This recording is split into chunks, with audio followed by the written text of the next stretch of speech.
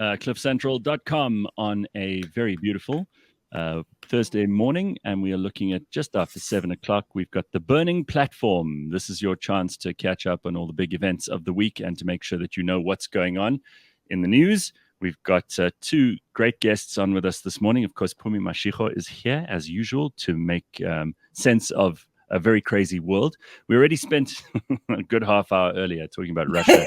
I'm glad we did, because we don't have time to speak about Russia in the Burning Platform.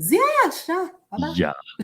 But who knows? We may even have more of that in the next hour or so. We'll see how it goes, because I'm sure that our guests have something to say about that too. But before there's a space happening right now on Twitter with 18,000 people talking about this Ukrainian invasion. Like it's happening live. It's like shock and awe. It reminds me. And you know what's so funny is that 18,000 people is but a fraction of the number of troops that Vladimir Putin has arrayed on the borders of the Ukraine, and some of them already entering in. So you know what? That little 18,000 chat group on Twitter, you guys, you wouldn't make up a percentage of the military might that is being shown off by Russia at the moment. All right, but we have domestic issues, so maybe we should start with those and welcome our guests, and then we'll get to all of this, right, Pums? Yeah, boy. All right. So first up, he is a returning champion here, and I always say that because you're a very popular guest here, Leeto. When you join us, people are like, "Oh God, he's going to depress us, but he's going to tell us the truth." So we'll have to Good morning. It's nice to see you. Good morning, Gareth. Good morning, Phumi. Hello. Try not to upset everyone too much this morning, Leeto. Leeto Nthoba is, of course, a lecturer at Central University of Technology, a debater, socio-political analyst, and this morning he's got lots of things on the agenda, which we'll get to in a moment. But also, I'm thrilled to have Anthea Gardner. Hello, Anthea. How are you? Good morning, Gareth. Morning, Phumi. Good to be back. Hello. Yeah, it's nice to see you. So people wouldn't let me get away with not playing your theme music. So here it is, just to please the people. I mean, really, Anthea, you can't give the people what they want. You can't go anywhere without your theme music playing, right? Yeah, if it's not here, it's on restaurants. Right. Basically, Anthea walks to her table at a restaurant and people start singing. She works hard for the money. So there it is. All right, Anthea Gardner, nice to see you too. We've obviously, guys, got to start with the budget, because yesterday our Minister of Finance tabled his budget, and there are some headlines that we need to take from that, things that actually affect our bottom line. So, Anthea, do you want to start us off and give us a little précis of what was tabled at Parliament yesterday? Sure. Or not at Parliament, Cape Town City Hall, but you know what I mean. Yeah, I know what you mean. It's kind of an overview. I think everyone wanted a piece of this budget, as usual. And the finance minister, in his inaugural speech yesterday, did well to keep everyone happy, I think, mostly. The good news, let's start there first. We had 182 billion rand revenue overrun from the commodity boom. So thank you to the mining companies. But I must point out that the finance minister was acutely aware that this was a tailwind that wasn't going to last forever. You know, we've had super high commodity prices and we've taken advantage of it. So well done, to everyone. And then everyone's talking about this corporate tax rate that was dropped from 28 to 27%. And the idea that it's not government's job to create employment. And so two things out of that. It is government's job to create a good working environment to help economic growth. So definitely a step in the right direction. Unfortunately, though, that 1% drop in the corporate income tax rate actually still means that we're 5 percentage points higher than the OECD average. So it's still not great to do business in South Africa. And there's a whole lot of structural issues that we need to face. And the finance minister is very much aware. Let me just interrupt on this one. Sorry. Is this purely cosmetic? Is this like almost to extend an olive branch? Or because it doesn't look like it makes a huge difference to anybody, 1 percentage point drop in the corporate tax rate. And I know that all the communists and all the quasi-communists in Parliament are going to moan and balk at this idea, like, no, we've got to drain every cent of tax we can out of the business community. But this isn't helping business, and frankly, it's not placating them. So what is it doing? Gareth, I don't think you can move from 28% to 20% in a heartbeat. So it's a step in the right direction. You're right, it does very little. But I think, and kind of I've heard quite a few businessmen speak on this, people are appreciative of it. All right. I We'll heard take it. Vusi yesterday. I heard Vusi Mavuso yesterday on the Mail and Guardian space, also talking about that. And I suppose it's consistent with what the president said, to say that private sector is what's going to create jobs and it's not going to be government, so then it's consistent, because then you want to alleviate some of the pressure on the private sector. Although a couple of pages down the speech, he then says they're putting aside how many billions for the development of jobs for young people? I think that was 7.6 billion rand, if I'm not mistaken, if I can remember correctly. Yeah, and then of course, as individuals, we get a 5 billion rand, just over 5 billion rand tax relief, which seems fairly arbitrary as well to me, especially when you consider that he mentioned that South Africa now pays grants to more than 46% of the population. Oh, Jesus. That is, and this with a shrinking taxpayer pool. That is just completely unsustainable. 46% of our population is receiving grants because they are either unemployed or because they have extenuating circumstances. Oh my God. So let me put the unemployment. Most of those people, by the way, number. most of those people live in Leeto's neighborhood. Exactly. Put this context to the unemployment number. The unemployed people in South Africa are equal to the entire populations of Luxembourg, Zimbabwe, and I think Malawi, right? Entire population, man, woman, and child, of 3 countries is the number of unemployed people we have in South Africa. Yeah, so basically, if we take all the unemployed people and take them into Botswana or Namibia, we'll win the country. We can invade them and take their country over and then leave the unemployed people there. But also, I think the 7 billion rand for when they say for the development of jobs for young people, I think that for me is the most insulting part. That's the slap in the face, right? Because you know what that development for work for young people is? It's these people who are taking over positions like sanitizers, like people were getting paid. Like that's how desperate the job situation is. They hired people to stand at the gate at high schools and primary schools to sanitize the kids' hands, right? And those people, apparently their jobs are going to be extended. So you're basically going to be standing at the gate now. So let's assume that the sanitizer isn't needed anymore because we're about to beat COVID. So what's going to happen then? And I think it's really insulting to say that's for the development of jobs for young people. Also, it's to placate young people. Maybe you know the answer to this, but Anthea, perhaps you also do. Where is that money going to go? Is it going to go to the NYDA or something? Because you remember what a disaster they are. Yeah, you remember the National Youth Development Agency. I mean, what a waste of money that has been over the years. It's going to go where, Gareth? Gareth, I don't know if I agree with you on the Yes for Youth program. I know quite a few private companies that have employed a number of interns or youngsters who have been unemployed. So the average, the minimum that they pay interns is 4,000 Rand a month, which is not a lot. But then corporates can increase or subsidize or kind of the salary if they want to. And I know it hasn't created the 4 million jobs for youth that the president spoke about at the launch of the organization, or whatever you want to call it, the program.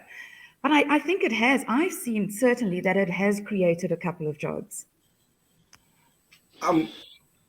Yeah, I don't disagree with Anthea. And Yes for Youth is a great program when you think about it, right? In conception, it's a great conceptual program. But if you don't get the jobs where people need it, if you're gonna have the jobs where the companies are, it means the people who are gonna benefit from that is the people or the young people who are in Johannesburg or in Cape Town. So if you're in a small rural town somewhere, you're still out of luck when you want to get a job, right? But I think the biggest issue is the jobs that government is targeting to create now. They want to slowly abandon Yes for Youth because they want us to forget about it. And what they want to do is to placate young people in small towns and give them these jobs where there aren't even jobs, right? They're paying them to stand at the gate, to see if the kids arrive, to lock the gate at the school. It's not even a security job. If you call them security guards, it would have been something else. But it's like these nondescript jobs that just try to give them money in order for them not to get the 350 grant that they used to get. So you know what I call it? Recycling poverty. It's recycling poverty. It simply is keeping people just out of the poverty, but not enough to get out of it. So it's just a recycling of this poverty that you're spending all of your time to work at this menial job so that you get this minimum wage and are unable to spend any more time either bettering yourself or studying something else, or, and you're unable to spend that money that you're getting to move into like the Corona's boring. In the comments, Corona's boring has already shown what we may be heading towards, the hand sanitizer workers union that is probably the most likely offshoot of what's going on here. Koketso says, though, and this is a depressing reality, South Africa is now a welfare state in every possible interpretation of that word. And we shouldn't be proud of this. Government almost goes out there and says every time anyone asks, oh, no, but we're providing welfare for all these people. No one wants to. No one in the world wants to be on welfare if they could possibly do better. No one on earth wants that. For government to think that that's an acceptable thing to be trumpeting around is very, very depressing. But speaking of welfare, the SOEs get more welfare too, hey, Anthea? Oh, the electricity elephant in the room, right? I mean, so he managed to avoid that, I think, quite succinctly, really. I don't even know where to start. He kind of spoke about tough love on SOEs and, we can ill afford bailouts, I think were his words. But then by the same token, we don't really have a choice.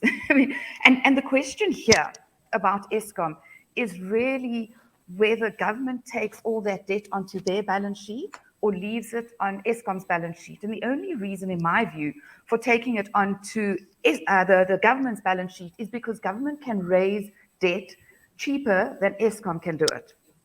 Other than that, I mean, and then, of course, you have to look at the fact that total government debt is already over 4 trillion rand. I mean, this is a country paralyzed by debt, paralyzed by non-functioning SOEs. And I think, not to harp on the unemployment thing, but if we just resolved some of these issues and fixed some of the kind of non-performing assets that government holds, that would create jobs, actually, and solve a major problem in our country. Well, Leeto, I know you've got some points of view on the overall budget. Do you want to throw in what you have to say here? Because Anthea is very polite about this, and she's good at this because she analyzes the macro. But I think people like you and Pumi and I pick apart the minute details of this, and we find things we like and we find things we don't like. But what is your overall feeling about the budget? The overall feeling is that, for me, is that, yes, the ANC did what they needed to do, for one, with the companies and the corporate side, because they now going to accede to the fact that these people need to make jobs, that the government is really, really crap at making jobs. But also, the way in which they make jobs, they can't distribute those jobs to people equitably. So even if the government makes jobs, somebody's cousin or uncle is going to take that job, right? But I think the bad part was, it is sort of a backtrack for poor people. So if you're poor in this country and you listen to that budget speech, there was nothing for you in that speech, right? Even if they're saying they're raising grants, they're doing all of these things, the efforts that the government is making to alleviate poverty, and I'm not saying there's no social grant that will alleviate poverty. If you give them 350 Rand or 1,500 Rand, you're not alleviating my poverty. I mean, a clear roadmap financially of getting people from poor to at least surviving. There's nothing of that sort in that document. So if you're living in a small town, if you're in Welkom, if you're in Wolmaranstad, you're basically for the next foreseeable future, like let's say for the next year, you must just take your poverty and eat the pap with it. Yeah, I mean that's true.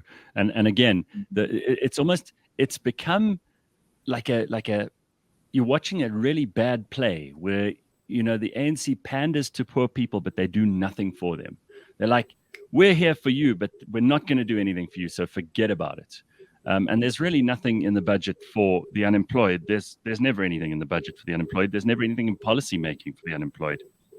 So Anthea, what do you think the prospects for business are, besides this 1% cut in corporate tax? Are there any other reasons for business to be optimistic about the budget? I'm afraid I don't really think so. What was weird was that the finance minister said for the first time, and I think it was like 12 years in a budget speech, that they're expecting lower GDP growth in the next, how they always predict it for the next 3 years. For the next 3 years, they're expecting GDP growth to be on average 1.8%, which is lower, much lower than where it is at the moment. So I don't know, is that maybe a turnaround? Because they've always predicted higher GDP growth and then always got it wrong. So now maybe if they're predicting lower GDP growth, if they get it wrong, we'll see higher GDP growth, which is really the only way to fix the problems in our country. I mean, even kind of promising not to increase public servants' wages, I'm not sure that's correct. There are lots of teachers and nurses who have to get paid through that purse. And they're doing great jobs, and we need to keep them happy to keep working and doing their best at it. But we do worry about that public servant wage bill, don't we? So positive, tough one, Gareth. Wow, I'm trying to rack my brain. Yeah, I know Leeto's not going to give us any positivity, so I was hoping you would. Yeah. You know what he didn't talk about, which for me was quite a marked kind of thing to look at. Before he talked about the kind of lifelines that they are still going to give to the SOEs, I had hoped that he would, even as a 3-sentence passing mention, give us a little bit of a report back on the progress that has been made by that task team the president put together that was going to look at the SOEs in 2020 already, right? Anthea, is that you? Just a passing mention, guys. Just that task team we started in 2020. This is the progress they've made, and because of what they are telling us, this is how we're dealing with SOEs. Nothing. Crickets. Pumi, you're spot on. There were so many missed talking points in this budget speech. It was quite scary, actually, that he didn't mention half the things that we thought he would. He's new to the job. I mean, give him a chance. Even as he's new to the job, you could have given those 23 pages those 23 pages could have been delivered by Tito Mboweni and his pilchards. There's absolutely nothing in those 23 pages of speech that say this is a new minister, there is fresh thinking, there's a new there's a new perspective, it's bloody hell. But I think Pumi is more hopeful than all of us, actually. If you ever hear the term task team, inquiry, war room, special imbizo, if you hear all those 4 words, know that the government is saying we're about to relax and do nothing.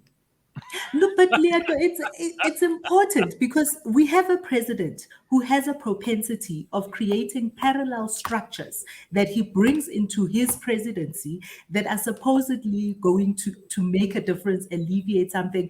Wasn't he just talking about a chief like red tape cutter last week when he gave his speech? So, and what's a worry and something that we must look at and keep an eye out for is those task teams. If we don't get feedback on them, it means one of 2 things. Either they did give a report because those task teams and those parallel structures are only accountable to the president, right? They're not part of They're not going to be standing next to a parliamentary committee giving feedback or being hauled over the coals. They are only accountable to the president. So it either means they did give him a report and he didn't like what the report had to say. We will never know. Or they're not doing anything. They're just sitting there and there are no reports coming out of there. And we're not going to know. They are all accountable to the president. Your president is learning to become a dictator. That's all I'm saying to you. Especially after what Thabo Mbeki said when he was out there in the Free State. Yeah, tell us about what Thabo Mbeki said there quickly, Leeto, because I know that he's been doing this conference tour around the country, and he spelt out the catch-22 of the ANC's demise. Just explain what that actually means. Yeah, right. So here's the problem. The ANC is talking about renewal under Cyril, right? Everyone is saying renewal. We are ready for a new ANC. Now, there's a really big problem, because the problem was initially created by the NEC, especially Gwede Mantashe, right? Gwede was the one who started disbanding branches. And so now what the ANC is left with is ghost branches for the most part. So if you hear somebody's been elected to the ANC provincial structure in Northwest, Free State, the Northern Cape, you must know that person elected themselves. They're just getting people on buses who aren't even ANC members to just go raise hands, right? So here's the problem. So the ANC operates from this down-facing triangle structure. The power of the party, where it's centered around the branches. The more branches they have, the more powerful they are as an NEC. So the NEC is actually just the affirmation of power. So the NEC now acknowledges that they are an orphan structure. They say that the branches are weak and there's nothing that we can do, so we need to renew. Now, Thabo Mbeki comes out and spells out and says, we need to audit all the branches on branch level, because ghost branches are actually giving us the result of poor leadership, right? And then they say, we also put the responsibility of renewal on the branches. So the branches must tell us what renewal looks like, what a new ANC is, what the leadership looks like, and where the focus is. And so it's like you saying, I'm an orphan structure, my parents are dead, but my parents need to tell me what I need to be in the future. You understand? And so now it shows you that the ANC is dead. And for the most part, at this branch level, everyone is in it for their benefit. I want to be a counselor. I want to have a job. I want to be deployed. And so nobody's trying to build the ANC for the ANC's sake. People are trying to build an ANC to alleviate my poverty state. And so now, how am I going? If I can't innovate my way out of poverty, how do you expect me to innovate a party out of redundancy, right? And so can I just say that even the symbolism of trotting out a former president, the only one who's still alive, and asking him to go out to renew, that tells you the whole story. I mean, this is the guy who should be enjoying his retirement. Can you imagine how much persuasion was involved in saying to Thabo, listen, if you don't get out there, the whole ANC's dead. And he's like, no. I mean, okay, at the risk of he didn't want to take a break from his whiskey. He was quite happy. Thank you very much. At the risk, I've said this before, so I'm going to preface my comment with a disclaimer. And my disclaimer is, I love Thabo Mbeki.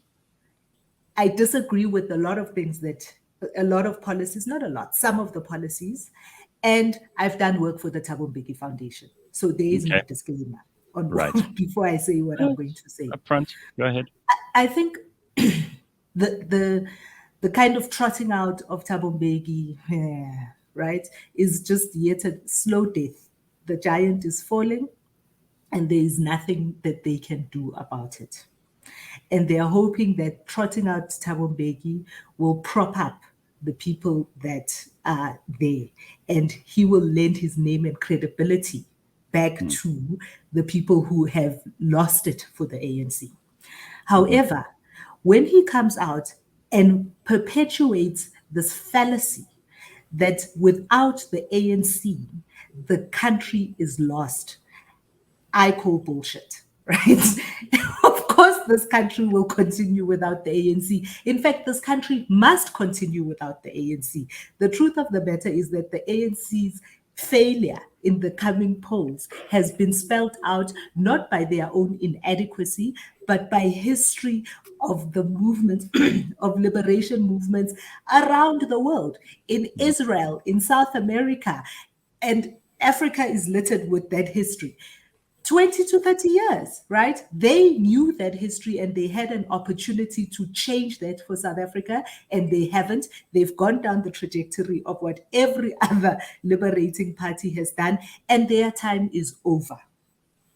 To defend Thabo, though, just for a little bit, he has to say that. You have to stand in front of your people and say, comrades, we're important. No. The world needs us. If we don't say that, these parasites that are tearing the ANC apart right now will just keep going. And so if you try to redirect them in a positive way, that's just Thabo Mbeki trying his best to redirect the parasites and the tenderpreneurs to something more positive. Unfortunately for Thabo, he is in this situation that the Bapedi call Khomuya Moshate. He is, what would be the English? So he's catch 22. That's guys, you must know I'm angry when I'm now only speaking in the vernacular. My head is not computing in the English anymore. No. He is, because Thabo Mbeki should have actually, and Thabo Mbeki must take some of the blame for what has happened to the ANC, because he was one of the people that brought weak people around him who have grown to become because he needed that power, because he wanted to be the cleverest person in the room. And unfortunately, when you bring in weak people around you, you are left with what? A weak party when you are gone. He should have stayed home with his whiskey.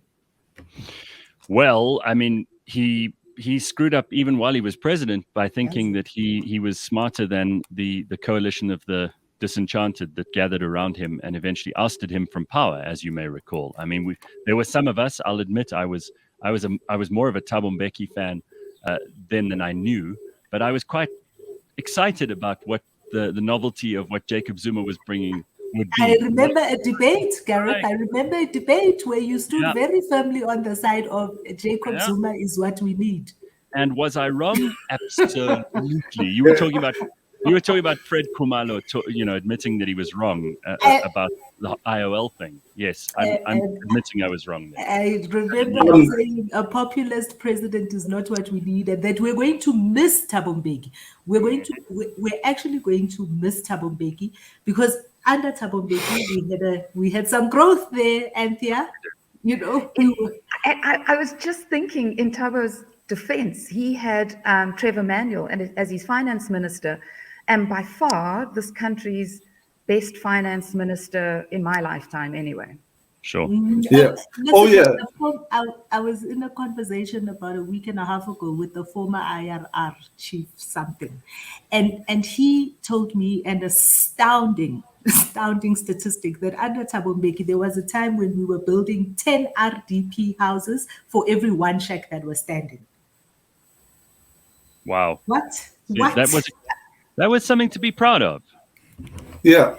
And by the way, here's one more thing about the ANC, is that the most likeliest outcome of their Congress in the annual Congress is that Cyril is going to be president again of the ANC.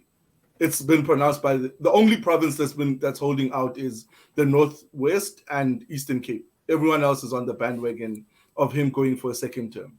There's so much shit going on in this country. One of the things that we completely missed yesterday is what is happening in Bloemfontein there with Ace Magashule's.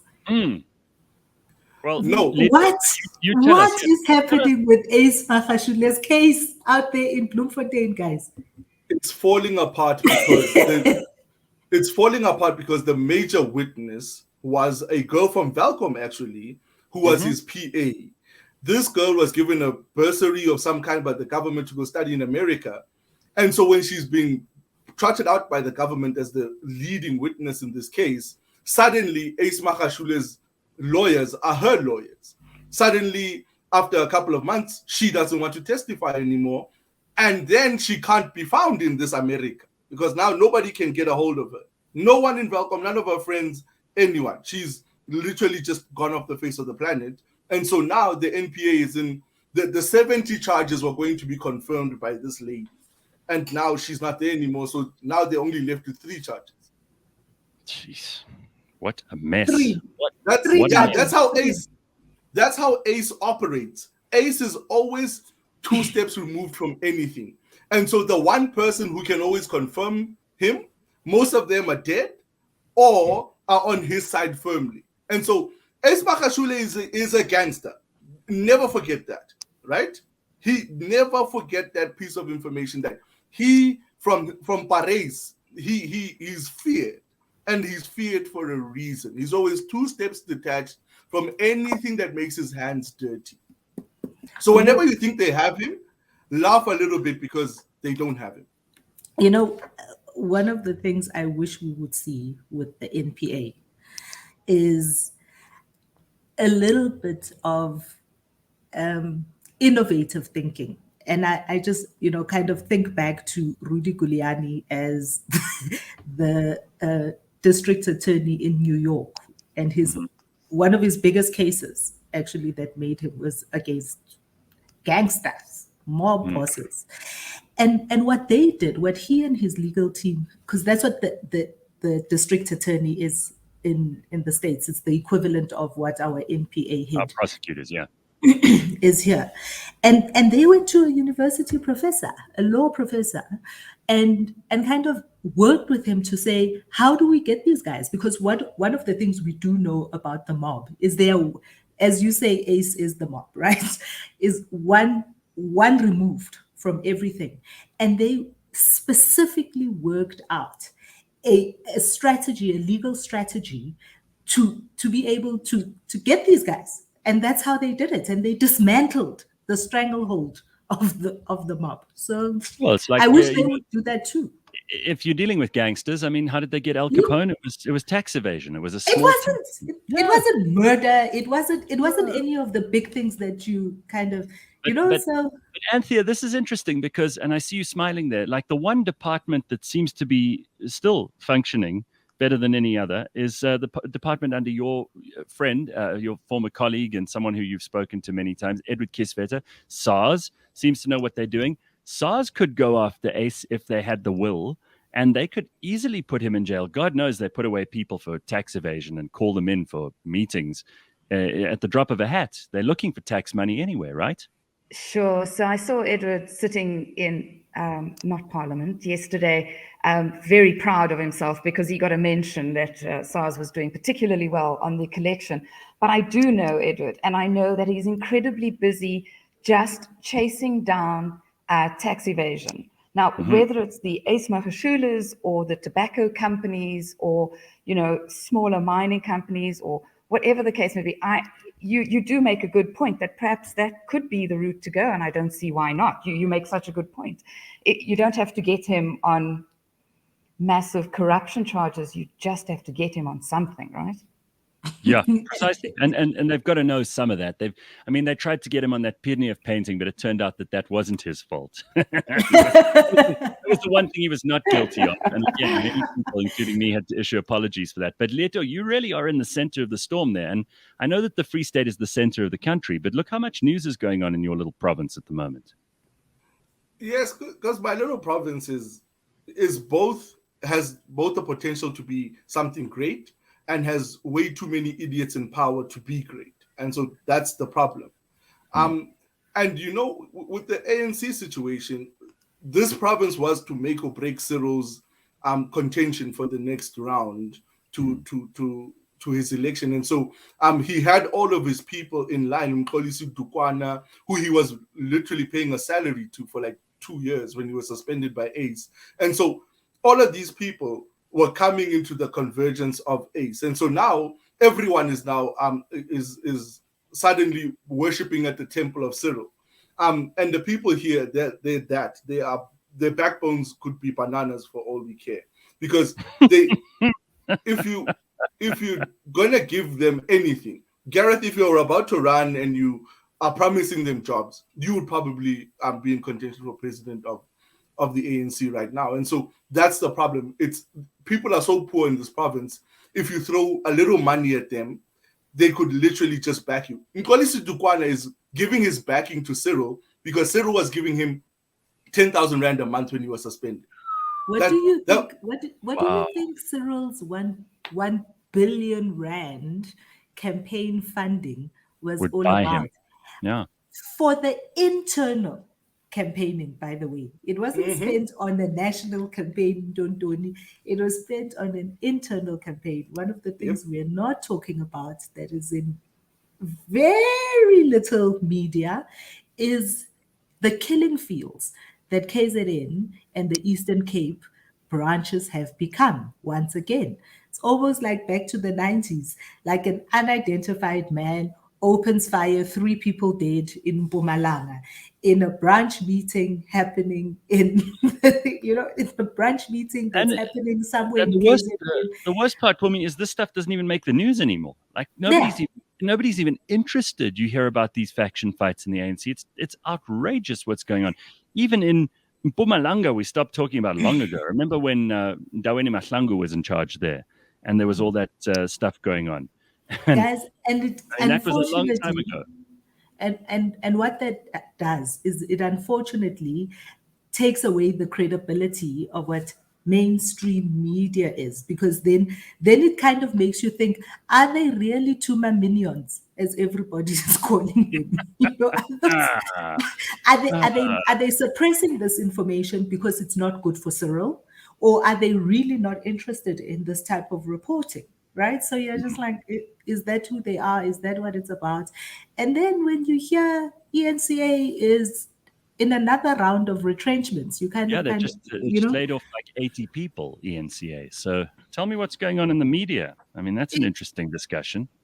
Because all that does is it stretches the newsroom even further. So you've got even less people having to turn around the news cycle in an even faster time. Therefore, they really don't have the time to chase down the stories. And also because accountants, they always get rid of the top, of the top earners who happen to be the most experienced because they've been there so long. That's why they earn what they earn. And you're left with kids. Who are a lot like Bakabatu, who I don't know that I should finish the task before I leave. Yeah, but come on, give the guy a break. It's only his first week in the job, like it's only our finance minister's first time at the podium delivering the budget.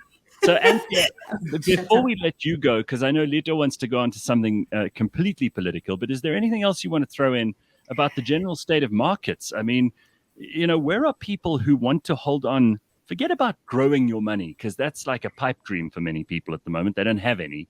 But if you have a little bit of money, what do you want to put that into where it is as far out of the reaches of really terrible politicians as possible, and where you know that you've at least got enough to compete with inflation so that when you get old, you won't end up eating dog food?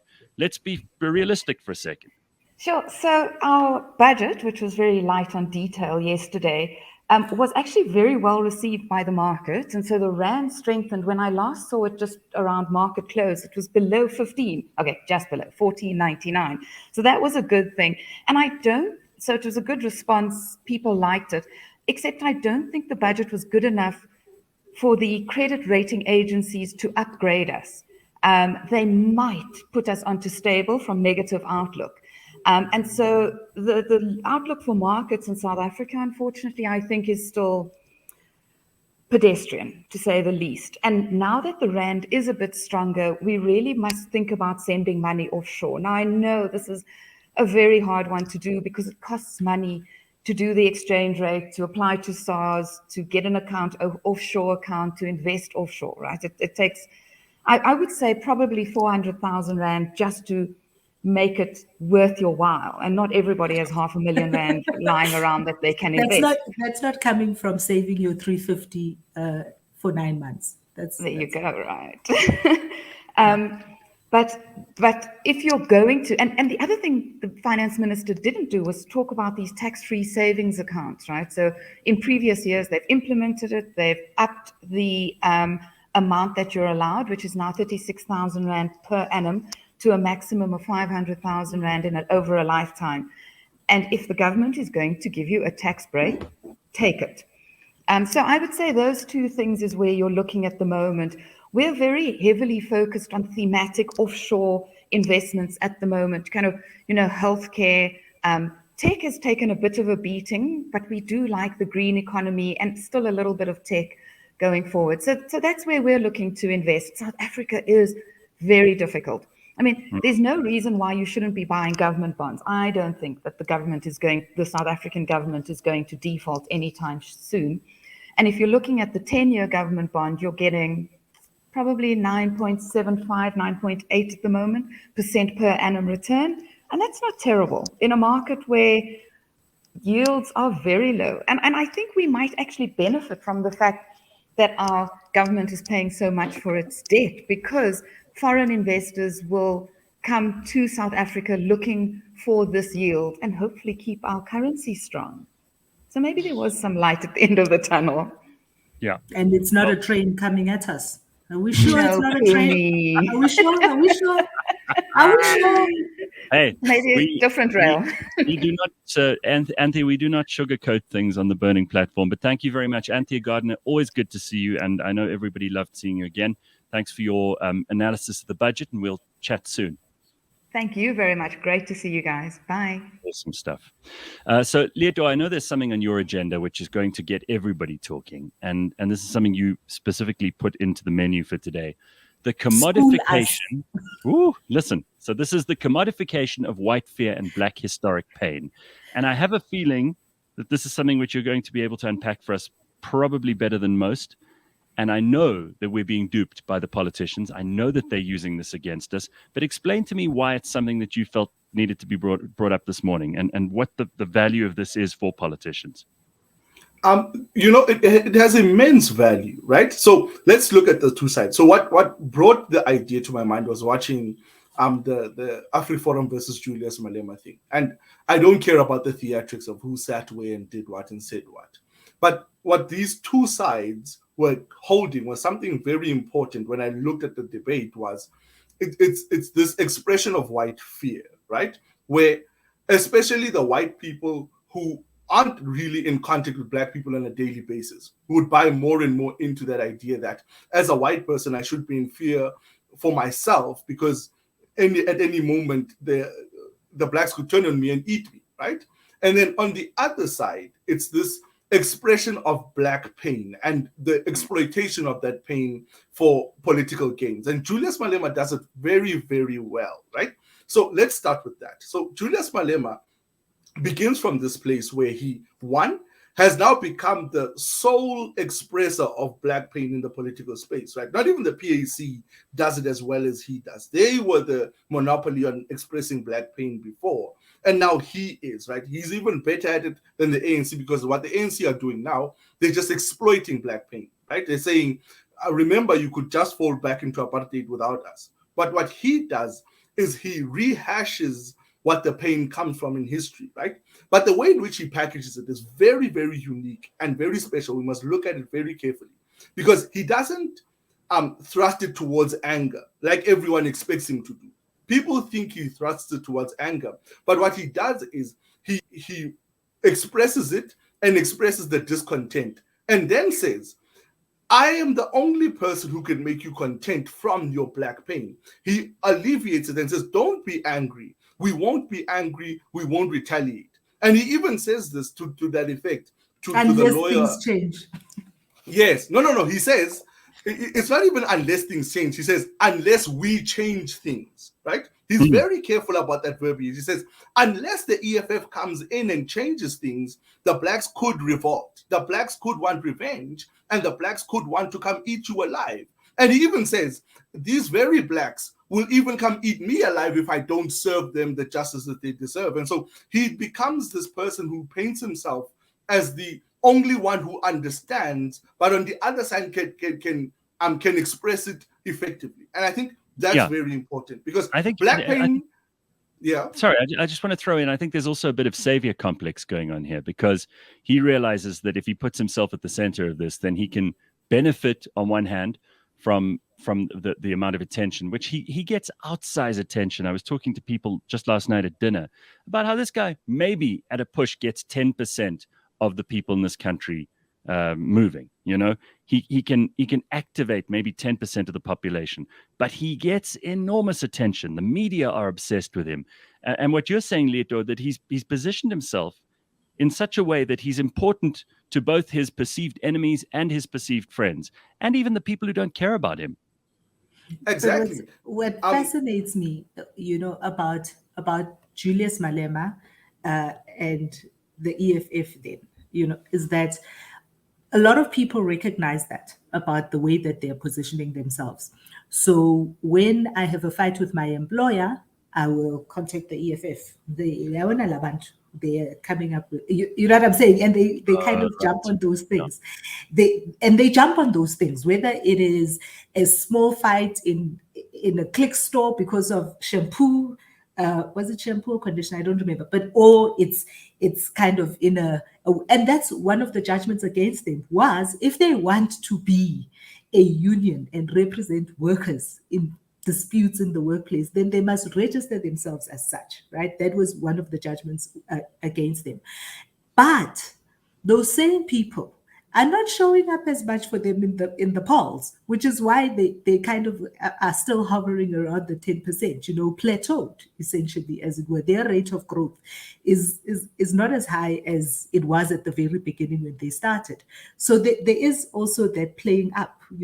We often think that citizens and the electorate can easily be fooled by all these theatrics of the politicians. But I think that they know how to use what they need at the time of need.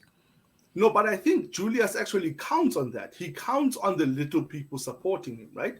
Because he can then create a sort of mystery of the zeitgeist to say, it's me and these few 10% who understand, right? It's me and these few 10% who are willing to act. And so the rest of you aren't willing to act on your pain because you're afraid, because you're too close to the master, because you are in, as he names it, a class betrayal, right? That's what he says. We betrayed the lower classes, right? And so that for him is if Julius right now becomes the major opposition, I think he's going to lose a whole lot more of this luster for the action of revolution, because at that point more and more people are buying in, and the question then is who does Julius become as a person on the precipice, right? He now knows he's far enough to spew whatever he wants to spew, and we won't really hold him that much to account for it because we're still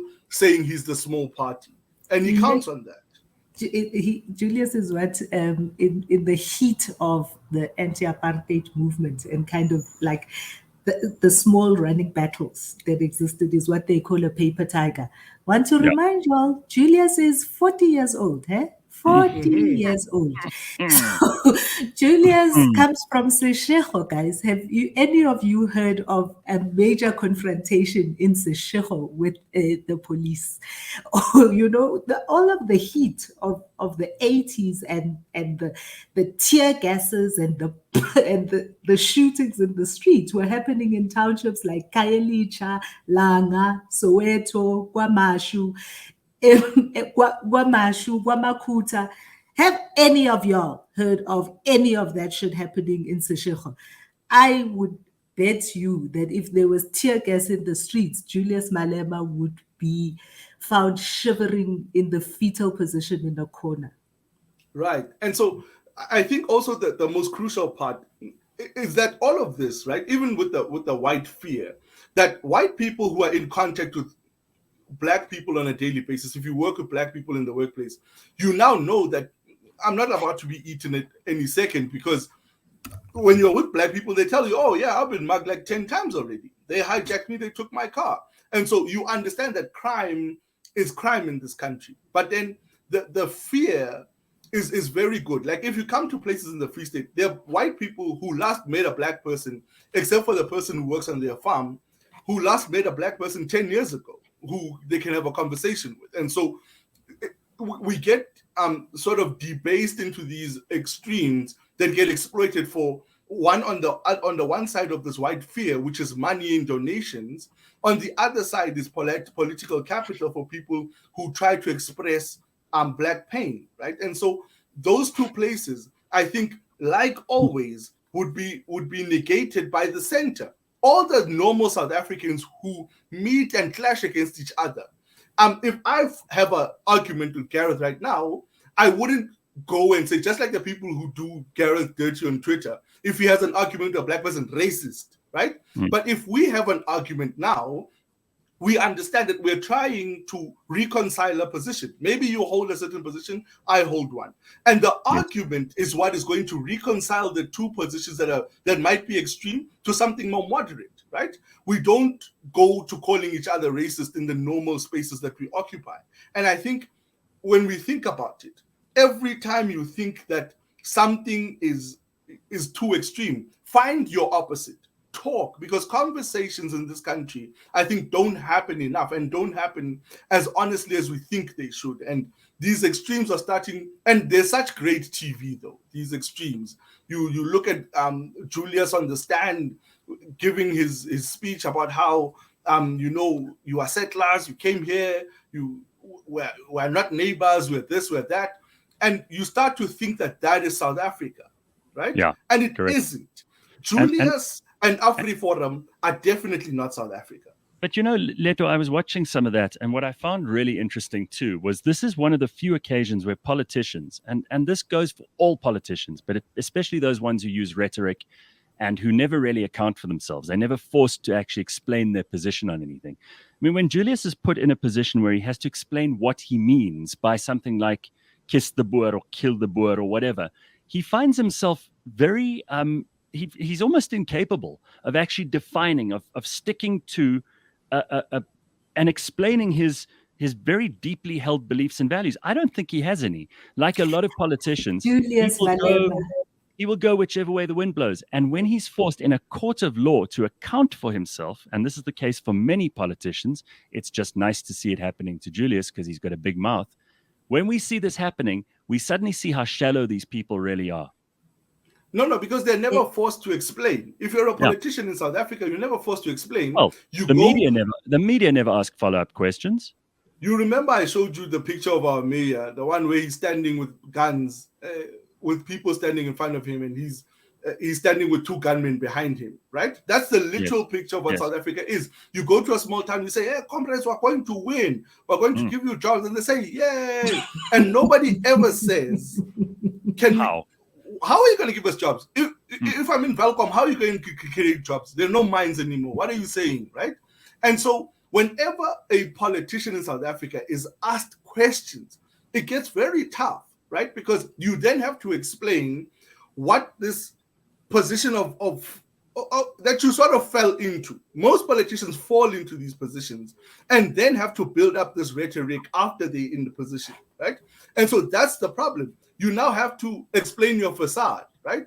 Why do you say these things? And so then they start to flounder. And like our former president said, they meander around what the facts are.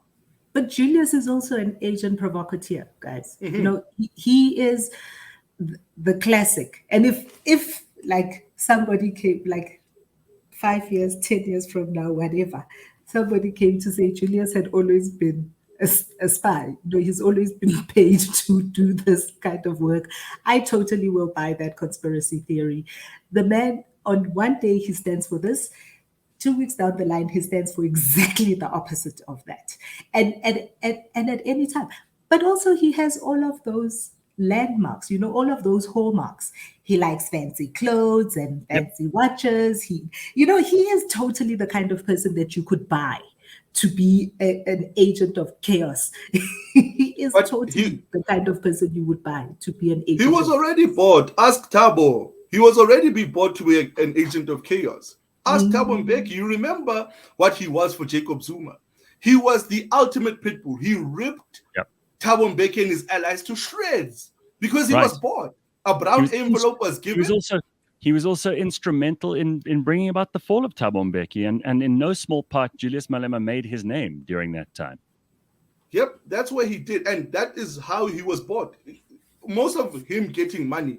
Remember, at the time at which he was attacking Thabo Mbeki was when he started getting fat. If you look at him, he started gaining weight around that time. That's when the brown envelope started. Is that flowing. what you said? Did you say getting fat?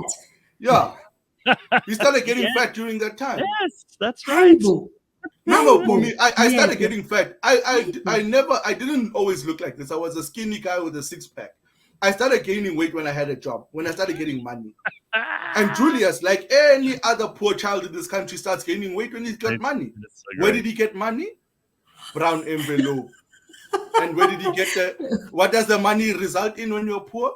In the first year, 2 years, it results in fat. That's why I go to the gym now. Right. I'm afraid that on that very controversial. Wait, I have to ask one question. Because there's somebody on the comments here.